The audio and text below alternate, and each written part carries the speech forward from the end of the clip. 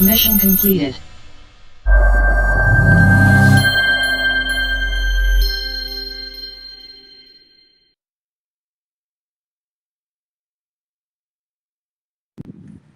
Hello, everyone, and welcome to our show today. Welcome to the Manatees of Crystal River, Florida. I'm Kylie Vandy Wingard, your moderator, and today we have an exciting adventure lined up for you all. I said that I was in Florida. You might be looking at me wondering why on earth I'm wearing three jackets and her hair is blowing all over the place. When they told me to Florida, I also thought it was going to be warm, and I was lied to. So you're going to get to see a really exciting adventure today. We're going to dive into the world of ocean giants because today we're going on an epic journey to meet some very cool herbivores. Like I said, we're here in Florida's Crystal River, about an hour north of Tampa, the site of the largest aggregation of manatees in Florida. It's come here to escape the colder waters of winter and to enjoy the warm, shallow freshwater with their calves.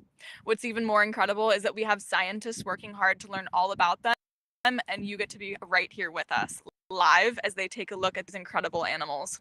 We'll be joined shortly by our host, Dr. Chris Lowe, and our resident marine mammal expert, Dr. Gwen Goodmanlowe, who come to us both from CSU Long Beach. In the water with me right now looking for together, we'll learn about manatee anatomy, biology, and the role in the ocean ecosystem.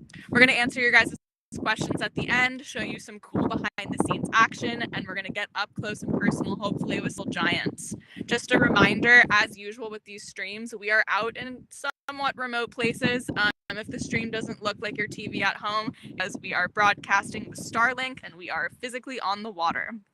All right, let's go ahead and let's take a look at what Dr. Lowe and Dr. Goodmanlowe are doing. Welcome, everybody. So here we are in blustery Central Florida, and it is blustery. It's cool. So I'm here with Dr. Goodmanlowe, my better half, my smarter half, and our resident expert in marine mammals. We have a great team with us today. We have Leo, who is a NOAA youth ambassador over here. Hello. And then we have over here Delaney, who is one of our underwater camera people. We have Bethy, who's one of our safety divers. We have Captain Dan, also the Pine Ocean Lab. We have our camera one, who's panning right now, Roxanne. There she is. So we're here to talk to you today about manatees. And trust me, I'm a shark guy. I don't know that much about marine mammals, and I'm always eager to learn.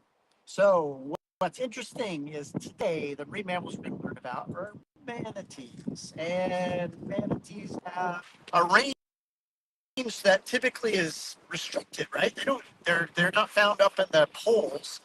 So they're found where? Well, actually, manatees are a marine mammal. Let's start with that. So they actually are a marine mammal, but they're very marine mammals in that they cannot withstand cold water. They're the only marine mammal that has to be in water that's warmer than 68 degrees Fahrenheit. So in Florida, in the winter, as you can see, we're all bundled up.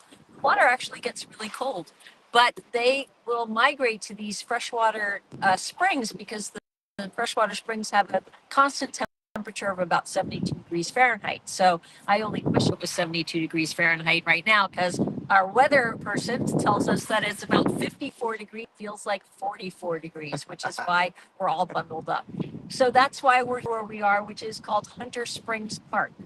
So I am really excited to see manatees, and we've been out the last couple of days looking for them. Visibility's been bad because the weather's not been great. But this area is a little bit clear. Yes. And I'm really excited about 72-degree water. Yeah. So what makes this program unique is normally when we're out in the water, we're wearing something like a mask and snorkel, and you can't talk very well underwater. So this, I'd be like talking, you wouldn't be able to hear me. But now, using these OTS full face masks, I can talk to you while I'm underwater, and I'm going to be asking questions for sea manatees or other life that are in this area about what these animals are doing. So with this technology, I get to ask things from underwater, and I can actually hear you ask me questions. That's crazy. Isn't it? Yeah. All right, so Can't wait. I need to get warm. I can't I'm wait going to for get you in to the go in water. the water. Okay. All right. Okay, so while these things are set up, what we're going to do is show you some drone footage we took yesterday yesterday. So today it's too windy to fly the drone, but yesterday our drone got some really nice footage, aerial footage of the manatees in the water, resting in the water. So Kylie's going to show us some drone footage currently.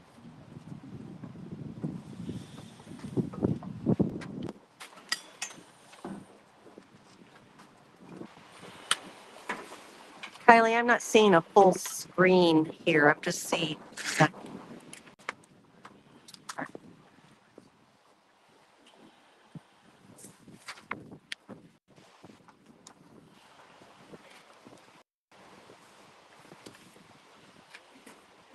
All right. So Leo's going to take over for Chris while he's getting in the water. And Yeah, and I setting have up. some questions for you. That sounds Yeah. great. So manatees are very large in size. Do they have a lot of blood? Does that keep them warm? So that's a great question. So manatees are huge, right? Yeah. And a lot of people say, I don't understand how big when they only feed on plants.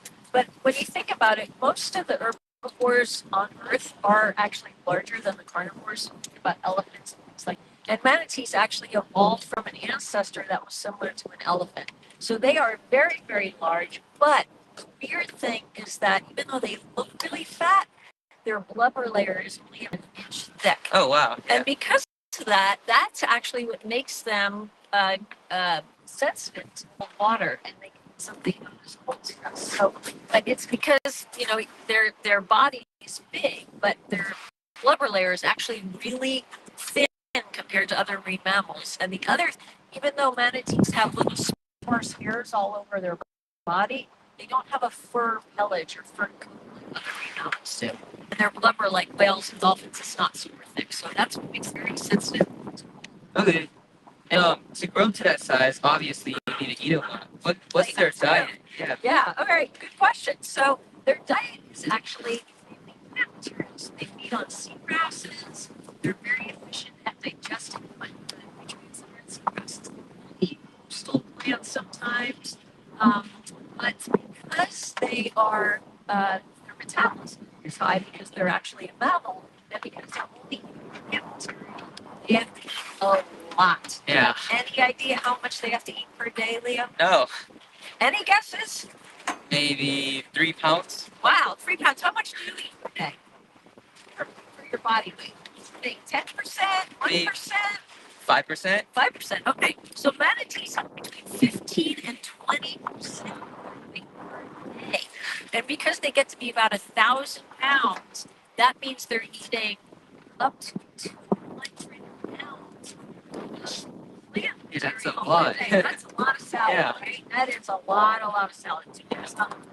So, yes, they have to eat a lot to maintain that body weight. But it's plant material. They're actually the only herbivorous marine mammal that we have.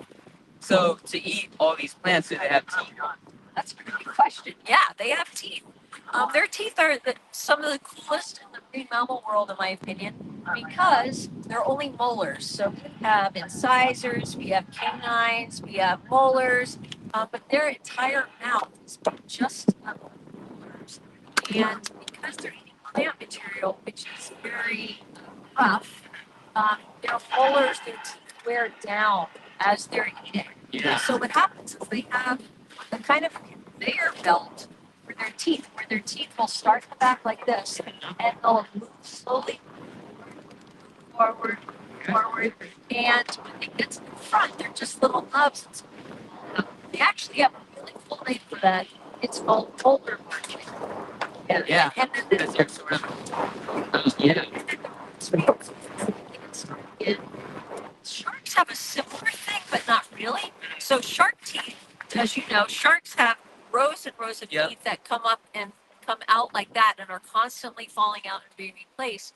These are the only other marine mammal, or the only other animal that I know of where their teeth actually are falling out on their own. Because if you think about it, we have 2 sets of teeth as humans, but once our adult teeth are in, unless you break it or you have to have a root Yeah, you canal or can't throw something, they have it back. to pull it Yeah. out, right?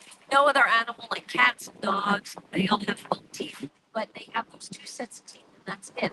They're not using them and replacing them throughout their entire lifetime. So It's pretty Oh interesting. yeah, that's pretty interesting.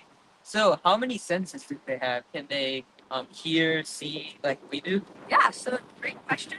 So as far as their senses go, they have 5 senses like us. So what are our 5 senses? I'm gonna pick up my little Mary the manatee prop here. Yeah, so we what are can our 5 touch, senses here? we can see, Touch, yeah, we can hear, we can feel, and eat. Yeah, which is taste. yeah, taste. Okay, so let's start with the senses. So they do not have very good eyesight. So this little prop right here, Mary the manatee, her eyes are pretty big on this stuffed animal, but their eyes are actually really small and they're extremely nearsighted. So for example, for a human, if we could see something at 60 feet away pretty clearly, the manatees would have to be 20 feet away to Oh, see wow. it. It's Yeah. very nearsighted, so they kind of need spectacle. So that's eyesight. Their sense of taste isn't very, um, isn't very great. They can't taste different sweet, a lot of different things like we can. And that's mainly because they're feeding on plant materials. They don't really taste. Yeah. So, for example, sea otters have favorite food items they can taste really well. Not they don't taste really well, but they have their sense of taste is really good. And so they actually have favorite food items. Different sea otters will say, I only like that, only like that. But with manatees, because they're really feeding mainly on plant material, their sense of taste isn't that great. Okay. Okay, so that's vision and taste. Their sense of touch, they have these things called vibrissae, which are right on the front here. And their sense of touch is actually the best sense that they have. They're so sensitive in their vibrissae. They have nerve endings all throughout the vibrissae that they can actually go up to another manatee, what I call snurfling, and touch each other with their vibrissae. And they can say, hey, that's Joe, or hey, that's Sally. So their sense of touch is actually the best. So we have taste, we have vision, we have touch, hearing. Okay, their hearing is interesting. So as you can see from Mary, you don't see any external ear flaps over here. It's all smooth. Their ear is, if you could see a manatee up close, their ear is just a tiny little dot, little hole, tiny, tiny hole. That's on their, back button here by this little wrinkle. And they can hear, but they mainly hear in the upper frequencies. So they don't really hear very well in the lower frequencies. So that's a little bit of an issue for conservation because boats typically put out kind of lower frequency sounds and they don't really hear boats until they get really close to Yeah. them.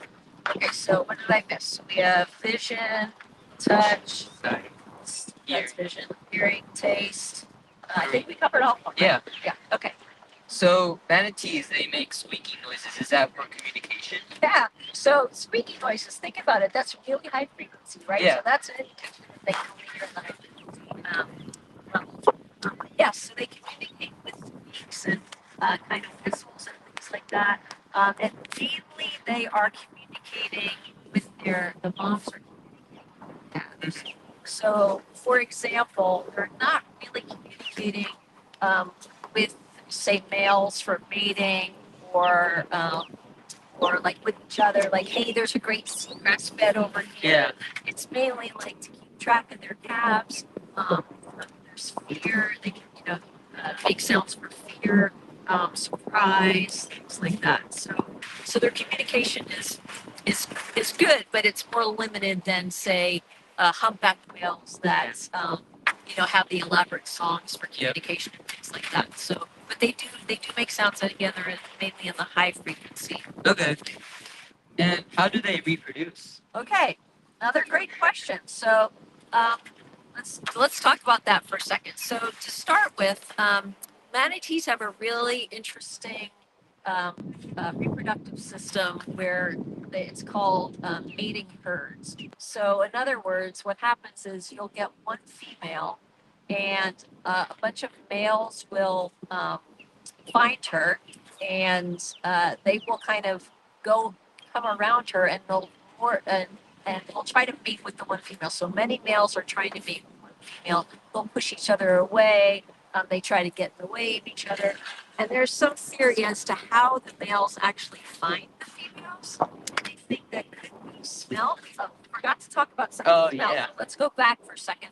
So manatees do have nostrils, which they're going to be right here.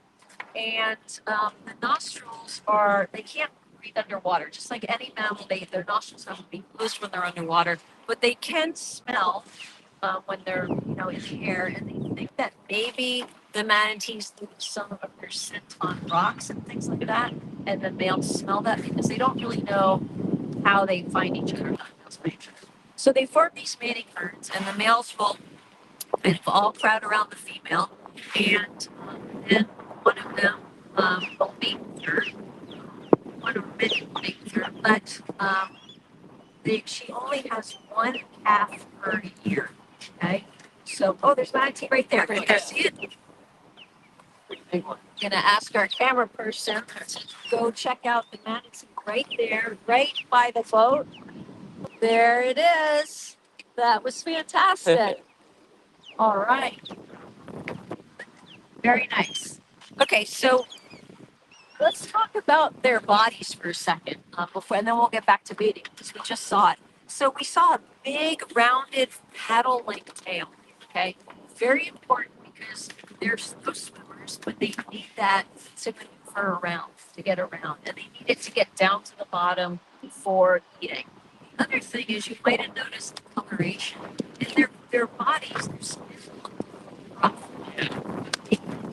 looks rough on it. So there's a reason for that. So a lot of marine mammals have extra like whiskies, get rid of their fur twice a year. And manatees don't do that. They're kind of sloughing off skin just like us all the time. And so the skin on the manatee often looks rough like that. Yeah. Also, because they are spending a lot of time in fresh water and salt water and warmer temperatures, and they're close to the surface to breathe, they get a lot of algae that goes on their back. So that skin sloughing off gets rid of the algae quite a bit. But that's why they look rough. Okay, so back to the mating bird. So get pregnant, and she is pregnant for about 13 months, so longer than a year. And the mating season is typically summer. Okay, so then 13 months later, like 3 years later, so that means starting baby. It's only one chicken. It's one. She's not pregnant one. She can only take care of one with her milk, one a year. So, and when the calves are born, they can weigh about 60 or 70 pounds. They're healthy. And then they grow to adult size in a few years. So, because the gestation period of pregnancy is so long, manatee moms only have a baby about every 5 years. Now, if the baby dies, it dies right away. They get pregnant next year. So every 2 years, it's 5 years. They need a rest. Because they need to ask the baby is with them. She's taking care of the baby for 2 to 3 years. So it's been a little while later, a year or two later, she'll be able to get pregnant again.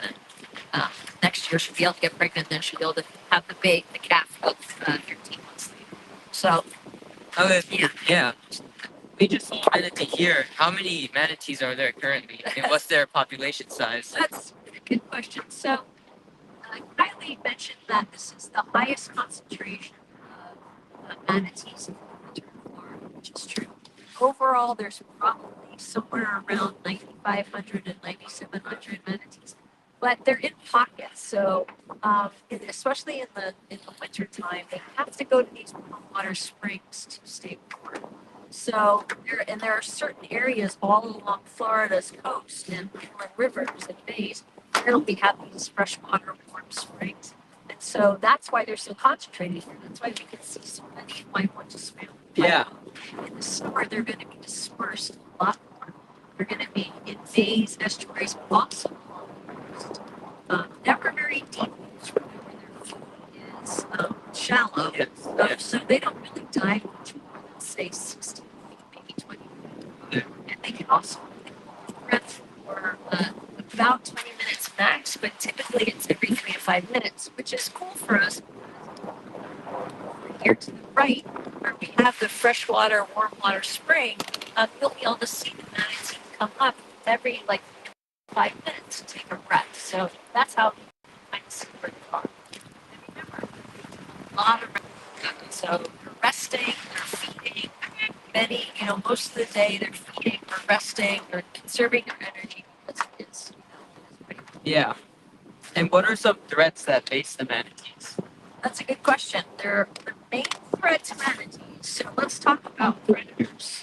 So in the ocean, what do you think the top predators are? Not for manatees, but for anything else. I mean, there's sharks, orcas, whales, copperfish, chafe, Okay. tunas. Okay. Good. Yeah. Yeah. So anything could top of the food chain. Yeah. All right. So manatees, big, they kind of operate. Some people don't think they're very smart, but they are smart. So you would think that they would be, prey for lots of different things like sharks, alligators, crocodiles. But actually, they don't really have that many predators for a few reasons. One reason is they're not really in the safe they're in these freshwater areas. They call them very close to the other thing is that you get alligators in freshwater. Why aren't they getting eaten by alligators? Alligators do not like things to eat things that are really big. So they like to eat things that they can swallow. And there's no way they can swallow. Yeah. The other thing too is that it's pretty tough.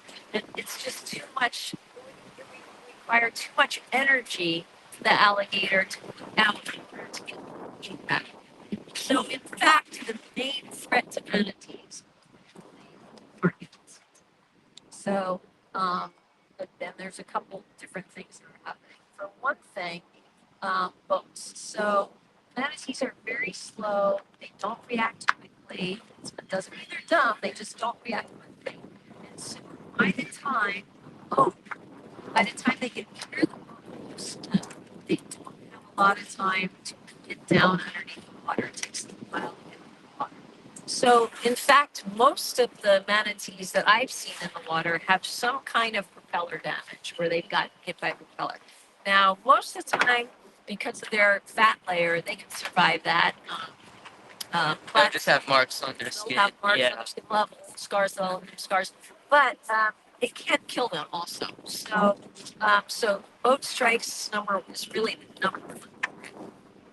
Another threat that that they have is something called red tide. So you've heard of red tide. Yes, You yeah. know what that is? Where there's a algae bloom and it makes the water turn almost red. Right. Yeah. And what's in the algae? Those red tides. They just, Dangerous. yes, it is dangerous. And the algae blooms, they take over big part of the ocean and they just take away from the biodiversity. There you go. Okay, so a lot of red tide have toxins in them, toxin, and the manatees are swimming, with their mouths open. So they're not eating the red algae or the red tide algae. Yeah. And that actually is toxic. So 2021 to 22, they had what they call an unusual mortality event, and that was from starvation from a huge red tide bloom. So they get really sick from that. They can't eat. The red tide also affects their diet. They start to starve, and so they have an unusual mortality event. And the conservation organizations will go and try to get them and bring them into captivity to give them fluids and rehab them and feed them, and then put them back in the wild. But so number one threat is humans. Red tide, although that is not As common. it does Yeah. it happens in waves, but the problem with that is that it's also human induced. Yeah. Red tides are getting more frequent because of human activities like climate change, because the warmer it gets, the more red tides we have. Yeah. Also, freshwater runoff causes red tides in some areas. And some golf courses have freshwater runoff. Freshwater runoff also reduces their biodiversity. Climate change causes pollution. The warmer remember that climate change is not just global warming, where the temperature goes straight up. You can see it goes up and down, up and down, up and down. So in an area like Florida, where they have cold snaps, what that means is that the cold snaps get more extreme. So now you have more extreme, more frequent cold snaps. You also get more hurricanes from climate change. And during hurricanes, depending on what season it is, manatees might not be in those protected areas. They have to travel to these protected areas. That means they have to expend the energy to get to these areas. It might not be formed. So all of those things are issues that are really caused by humans. Okay. So number one threat for manatees are not natural predators, but actually Yeah. So we kind of talked about the conservation, but are there other efforts that we do to protect these manatees? Definitely, yeah. So we have a bunch of different acts. We have the Endangered Species Act, which was enacted in 1972. We have the Marine Mammal Protection Act, which is enacted in 1973. We have some divers coming up, which is not an act.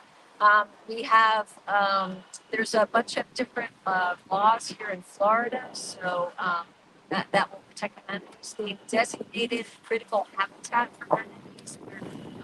Roxanne and it just showed this little area right here.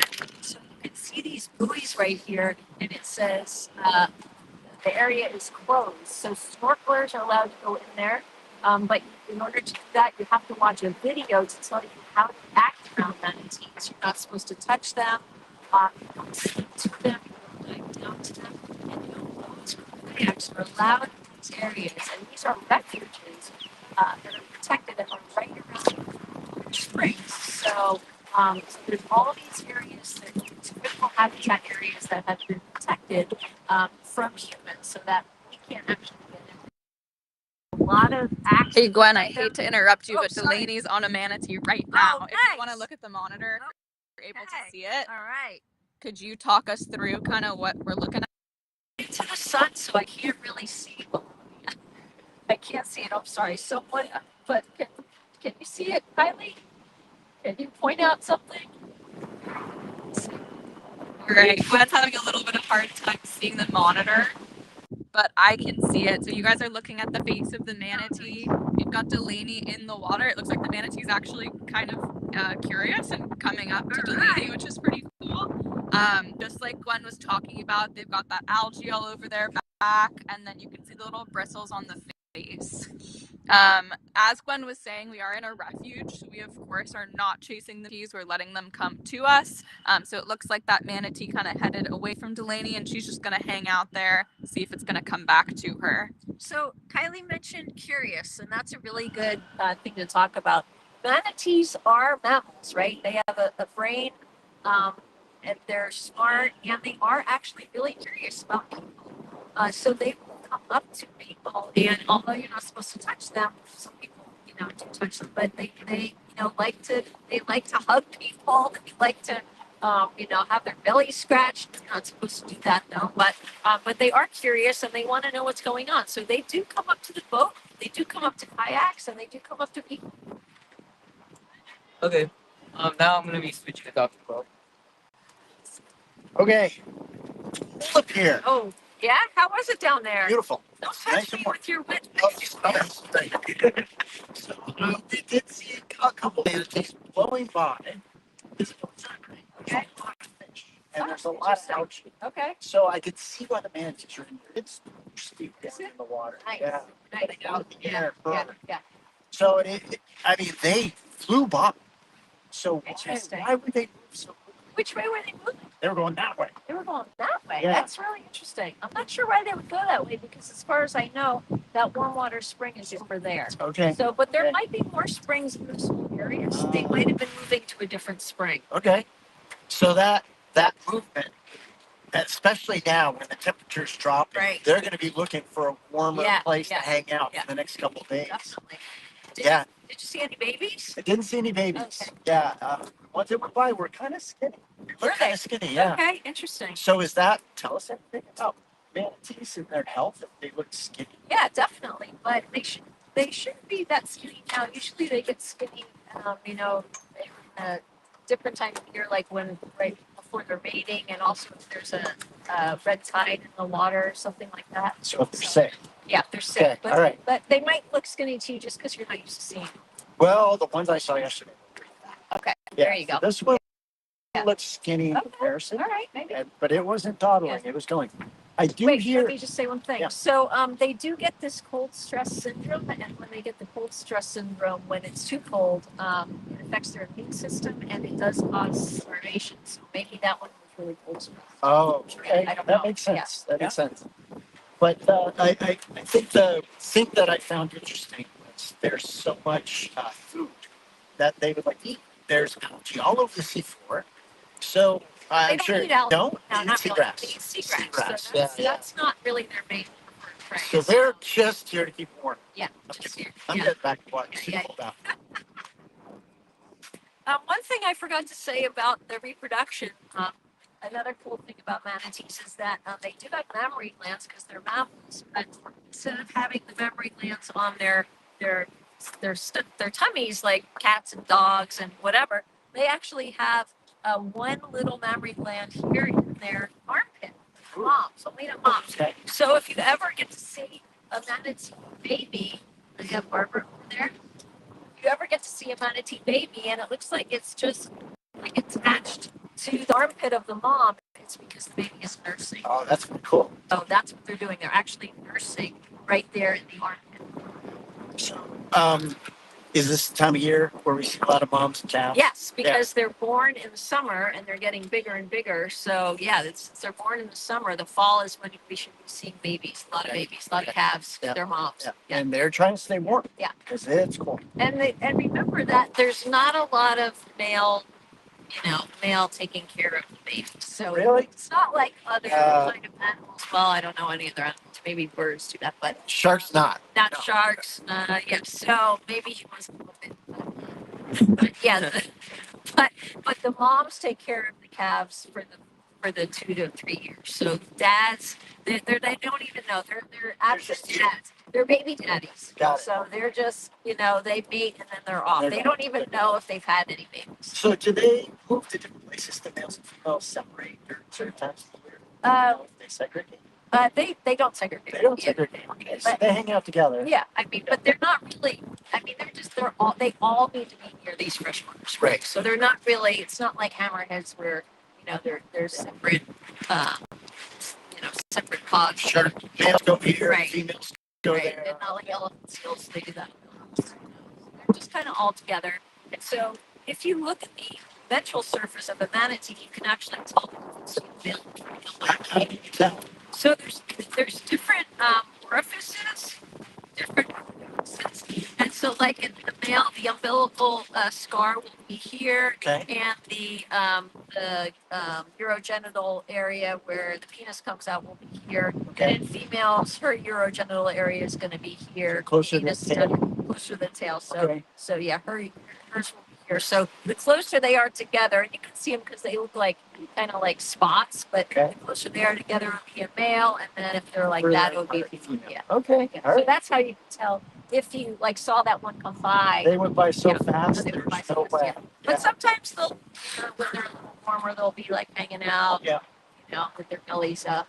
Right. Yeah. We didn't see any hanging out belly up No, today. no. Well, it's pretty Blew by. It's very windy. Yeah. Very windy. So, what is the status of these things? Well, we've talked about that. Oh, Leo and I talked I was about underwater. I couldn't hear. Yeah. So the population, they've had an unusual mortality event in 2021, 22, but they canceled that in March of 2022, and they seem to be holding steady, relatively steady. But there's always events that happen where we always have Pokemon strikes, and if there's another red tide, that's going to bring the population down again. Okay. But in Florida, it seems like there's a lot of boats. There's a lot of people. Yeah. That must make it challenging for manatees to It is, find yes. places to feed, to get into where it's warm. But yeah, people want to see them. Right, Just right. good. Yeah, yeah. I mean, it is one of the only places in the world that legally you can swim with manatees. Wow. So, especially in the United States.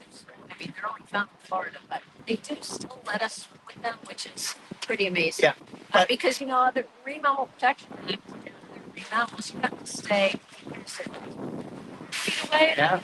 you have to stay 200 feet away. So the fact that we're still allowed to swim with them here is, you know, It's pretty amazing. it's pretty amazing. Yeah, yeah. And I think it's good. People get a chance to see these animals. Maybe they want to do Exactly, yes. Well, I'm waiting for the warmer part of climate change right now because this is not what we expect, but you know, weather does get more unpredictable as the planet continues It to does, warm. yeah. So, Got some real windy, cold weather today. do. Yeah. So, in terms of their ability, so they've been around. How long? How long have manatees been around? Um, That's a good question. They've been around a long time. Yeah, right, and millions of they're. years. I probably missed this part. They descendants from Elephants. elephants, right? Right. Well, not elephants. They had a common ancestor. Okay. All right. Descend- Yes. Yeah, But they went back to the water. Right. Yeah. Yeah. So, I mean, in other places, and used to not do very well. There's different species of manatees. So it's some of the reasons they are endangered. It's like, you know, we have about 9,500, I think, the Amazonian manatee population. I can't remember exactly, but I think it's like around 30,000. 30,000. Yeah. Wow. Yeah. Okay. Yeah, so they're different species are have different issues. Very, very interesting animals. Yeah. You know, they just seem so energy efficient. They're just laying there a lot of times, just hovering. And I know they're most intensely warm. Just some breath of air, Yeah. watching them come to the surface, Yeah. and then they exhale, and then they sink back down. And you can swim right by them, and they just like sleeping. They are sleeping. A lot of us are right now. So all of that is to conserve energy. Yes. Yep, I'm ready to conserve some energy right now. All my energy is going into shivering, which is how this man is trying to stay warm. Me too. I wish I had some of that manatee. Do we have any questions? Yeah, guys, so we have a bunch of questions. One of my questions is why it's blowing so hard, why all my stuff is blowing away. But we do have a bunch of questions from across the country. So our first question is from a patient in Miami, which is pretty close to where we are right now. I really hope it's warmer there. They want to know, why do manatees move so slowly, and are they ever in a hurry? That's Oh, a good that's a question. great question. Okay, so if you think about it, because manatees are herbivores, they don't have to move quickly. There's nothing that they have to catch, right? They're not, you know, going for fish or anything like that. So they really don't have to move quickly. But they, as Chris said, you know, that one was booking down past them. When they want to So go. they can move quickly. They're very efficient swimmers, so they can move quickly, but they don't have to. So they're not really evolved as fast as dolphins or sharks or anything like that. So they remind me a lot of cows. Yes. They do. I mean, just their faces, the way they move, they seem like cows. Like, I'm going to praise here, but when the farmer rings the dinner bell, puts the grain out, they come running. Yeah. So I imagine they can really go. When they want They to can go. if they want to. I mean, Yeah. look at their big rounded tail, right? Yeah. So Oh, I mean, yeah. that's a great It's good propeller. propeller. That's a great question. Are there any more? Of course, there. That actually is a wonderful segue, because somebody in Salt Lake City wanted to know why they're sometimes called sea cows. I think we kind of answered that question. But another question from DC is what do manatees eat all day, and how much food do they need to eat? All right. As I said before, manatees eat seagrass and sometimes coastal plants. And they need to eat about 15 to 20% of their body weight per day. So that means they're going to be eating up to 200 pounds per day, since they weigh about 1,000 pounds. So That's it's a lot of plants, right? It's a lot of salad. Yeah, that's a lot of stuff. And that was right up. Probably talked about it. Talk about it. Yeah, crazy. Talked about it. So, yeah. Just a lot of silica and seagrass. Yes. Yeah. That's It really, wears their teeth right Yeah. down. wow, that's a lot of food. No cavities for them. No cavities for them. Those are great questions. All right. Well, I think that I ate about 200 pounds of biscuits and gravy this morning, so I'm basically a sea cow. Again, as you guys can see at home, I'm becoming more and more of an egg as we continue to blow away. Okay, someone in Orlando wants to know, where do the manatees sleep if they live in the water? They sleep in the most marine mammals, other than sea lions, are in the water 100% of the time. And so manatees, what they do is they go into a resting state. They can hold their breath for up to 20 minutes, and then they just come to the surface and probably still in some kind of state of sleep, because it's innate for them to come to the surface. And they just come to the surface slowly, take a breath, and then just go back down to the bottom. So remember, they're not found very deep. So water, they're resting in very shallow water, so they don't really much and then take a breath and then go back down to the bottom. So now, we obviously live in here, so we don't have to, but how do they do? It's just an innate ability, just like all marine mammals. So- They just sit on the surface. So, but when they're resting, does their brain turn off? Or are they one of the ones that can turn off half their brain? They don't really know yet. Yeah, we don't know about manatees yet. All right. Because dolphins and whales. Yeah, the dolphins. Yeah, you know that sure. If you know the source. And marine mammals. Yeah. I don't know if I can understand it. Either that or they're always really tired. That's why that. That's why they're too get out, slow. Get out of my way. I'm going to take it. Exactly. All right, what else you got? All right. We have another question from Orlando. Orlando wants to know, how big can a manatee get compared to a person? And then somebody in, New York wants to know, are they friendly to people and other animals? So if the manatee was next to a person, how big would it be, and would it be friendly? Okay, so manatees weigh about 1,000 pounds. Yeah. I am not quite that large, so I would say it's, if I'm 5 feet, it's, so maybe twice as long as me, maybe 2 times as long, and quite a bit bigger. So they're much larger compared to humans.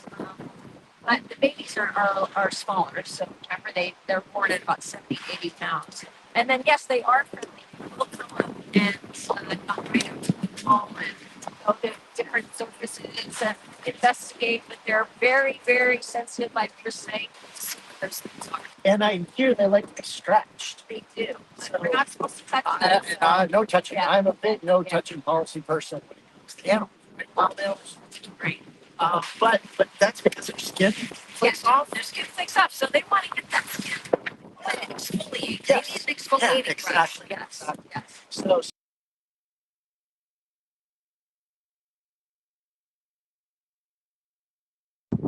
Well, we seem to have lost the feed that has Dr. Goodmanlowe and Dr. Gwen Goodmanlowe. Oh, and they're back.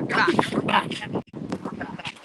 So those are and size matters, right? Because the bigger you are, the greater the feet you can hold in Yes, your body, definitely. especially in cold water. So that big body does a lot. Yes. Okay.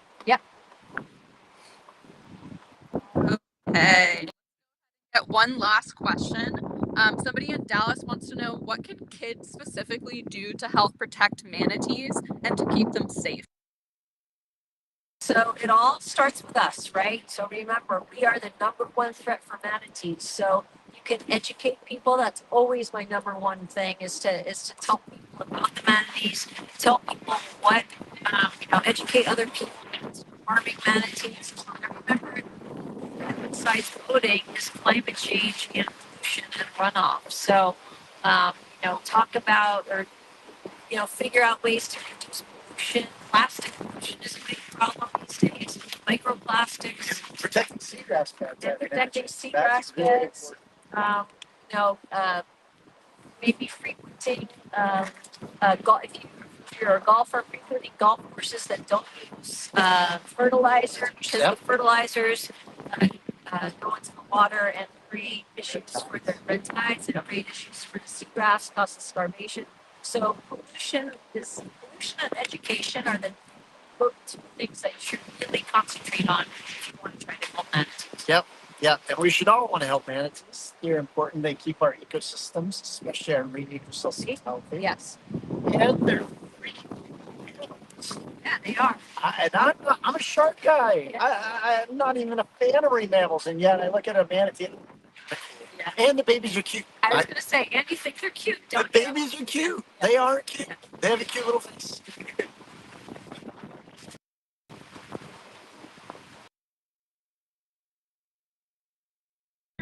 All right, everyone, go ahead and say goodbye to Dr. Lowe and Dr. Goodmanlowe. That is all the time that we have for today. We hope you guys enjoyed this. I enjoyed it so much, and I know that the researchers did, even though we are all freezing to our core. We're really stoked that we got to see you guys, or we got you guys to see a manatee underwater, actually a couple manatees underwater. That was awesome. Thank you, as always, for tuning in, and stay up to date with on our website, on our email list, with the shows that we'll have in the future. And that's all for now.